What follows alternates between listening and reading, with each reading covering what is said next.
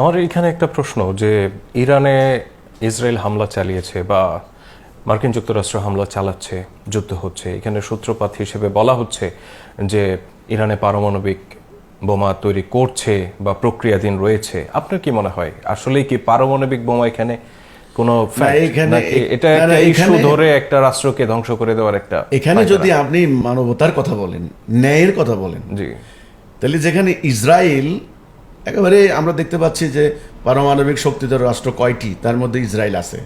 প্রায় 250-র উপরে তাদের পারমাণবিক বোমা, তারা পরীক্ষা নিরীক্ষা করেছে, তারা পারমাণবিক বোমা নিয়ে ঘুমাচ্ছে, স্থাপনা নির্মাণ করেছে, প্রযুক্তি তারা ডেভেলপ করছে।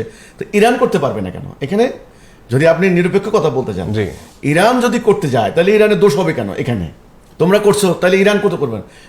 ইংল্যান্ড করতে পারে, ফ্রান্স করতে পারে, আমেরিকা করতে পারে, চীন করতে পারে, তাদের জাতীয় নিরাপত্তার কথা বলে।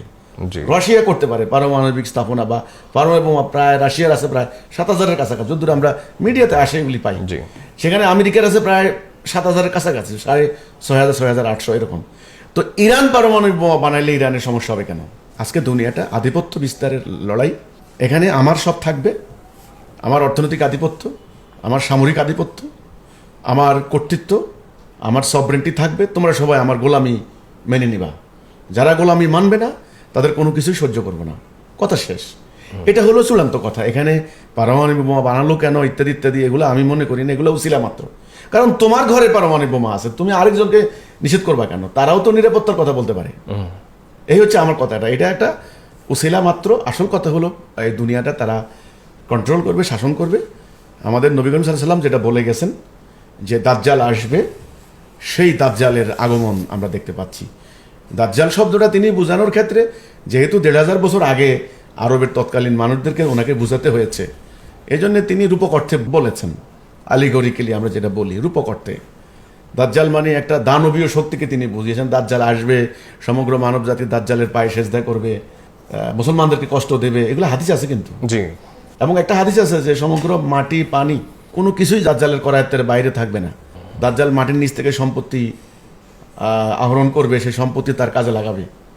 এগুলো কিন্তু হাদিস আছে। পুরো মানবজাতি দাজ্জালের পায়ে সেজদা করবে।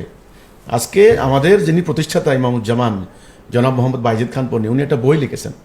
উনি বলেছেন সেই রসুল বর্ণিত দাজ্জাল, যে দাজ্জালের কথা রসুল বলেছেন, সেই দাজ্জাল হচ্ছে বর্তমানে যে ইহুদি খ্রিস্টান যে বস্তুবাদী যান্ত্রিক সভ্যতা, এটাই সেই দাজ্জাল। এটার যে প্রযুক্তি, এটার যে টেকনোলজি, এটার যে মারণাস্ত্র, এটা হলো দাজ্জালের বাহন। এখানে আসলে ন্যায় অন্যায় বলতে কোনো মানদণ্ড নাই, তারা যা বলবে সেটাই হলো চূড়ান্ত কথা।